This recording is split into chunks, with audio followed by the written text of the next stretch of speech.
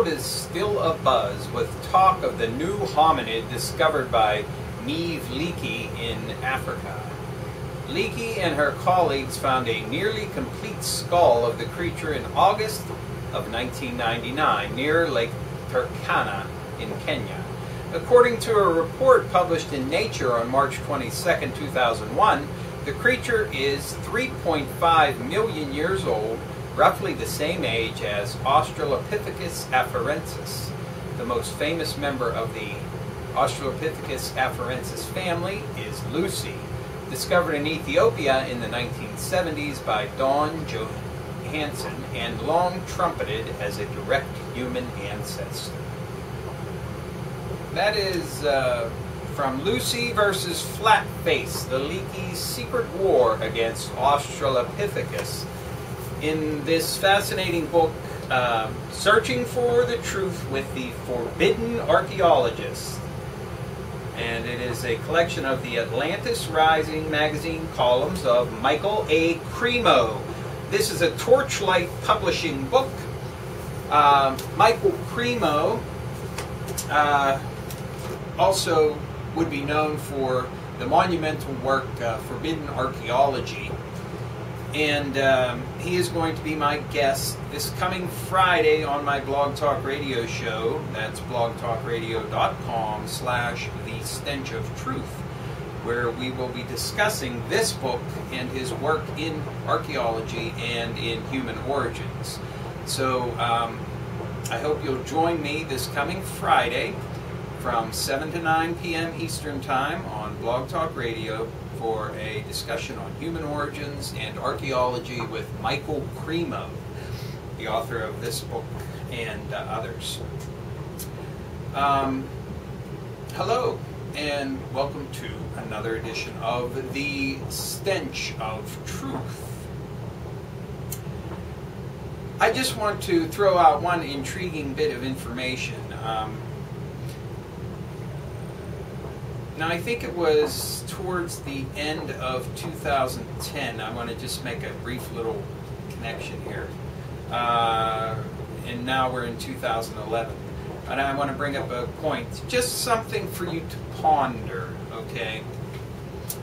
I recently did a blog post on the movie 2001, A Space Odyssey, okay? And if you have any inclination, you can go and read it. In any case, there was a follow-up to that, and that was 2010, the year we made contact.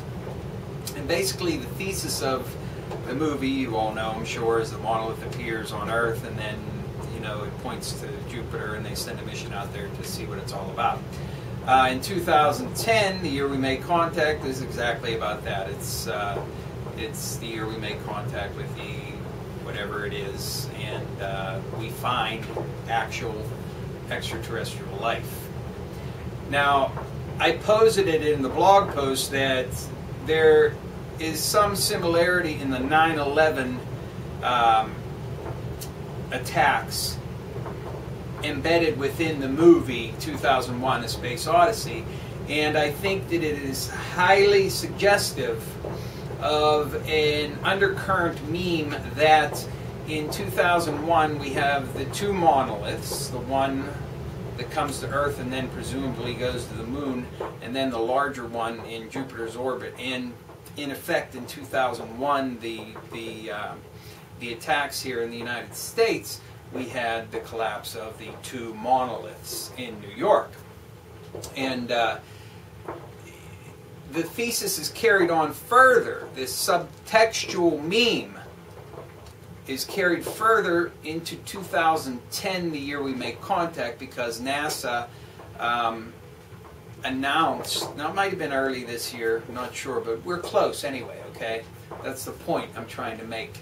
We're about in this same time frame, where they announced the discovery of a bacterium that lived on arsenic, which, you know, is totally unheard of. It's not life as we know it. It's not carbon-based.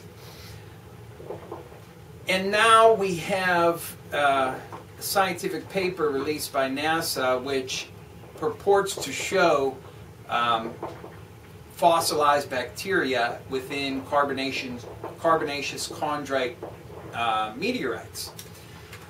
And it just made me think that this is more of this subtextual meme that is sweeping through the, I don't know if it's the collective unconscious. I mean, Arthur C. Clarke, who wrote the books, was certainly an insider in the sense that he was a forerunner for a lot of things that came.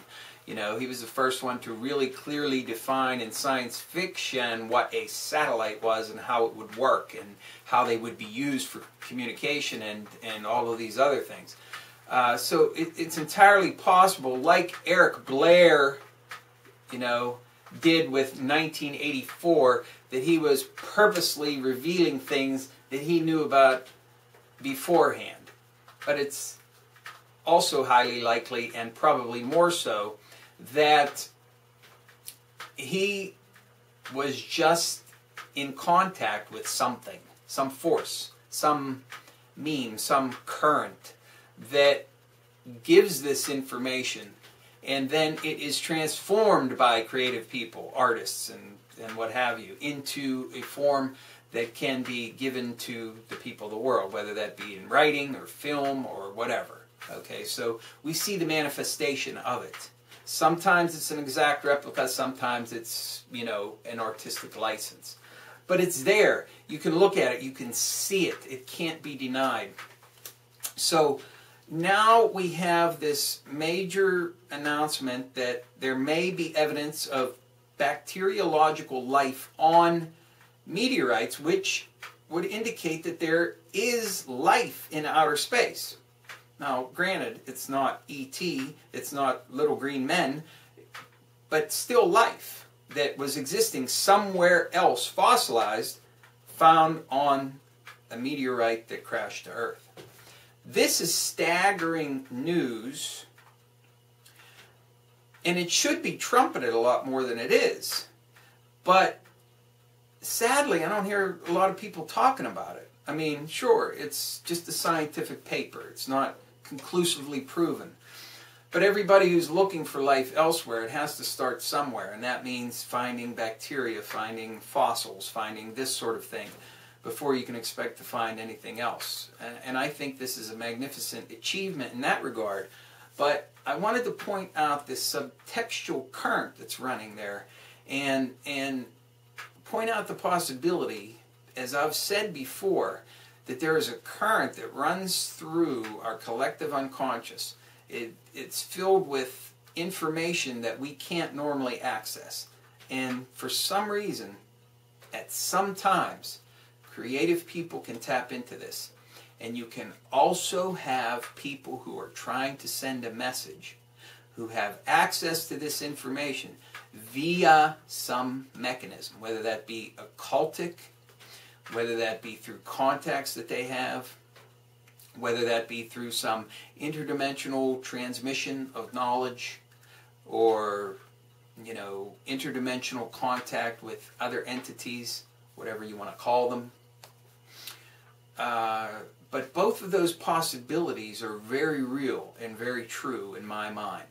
And the playing out of the 2001-2010 scenario is a verification in my mind that we're seeing this in practice with those two movies. So I just wanted to bring that up as food for thought because of this announcement of these two very exotic forms of life, the possibly extraterrestrial one and the one on Earth that is based on arsenic. Just to point out to you that there is a level and a depth of meaning behind our normal everyday reality that is there. And it is something that we should be striving to understand, at least, if not utilize, for the benefit of ourselves. Because when it is limited to people who are in positions of power and influence, it invariably is going to be used to further entrench their own power systems. And in doing that, it automatically means that we are being pushed down and suppressed. And In the suppression of the collective masses around the world, we are seeing a manifestation of fear, depression, and anxiety, which is also another force that is moving through the people of the world and causing a lot of the agitation that we see and the rioting and the revolutions and the revolts.